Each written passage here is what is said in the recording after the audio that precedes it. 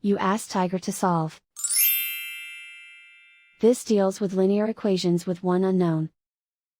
The final result is y=4. Let's solve it step by step. Simplify the expression. Expand the parentheses. Simplify the arithmetic. Group all constants on the right side of the equation. Subtract 12 from both sides. Simplify the arithmetic.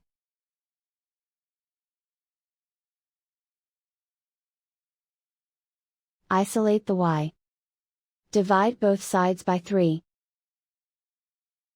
Simplify the fraction.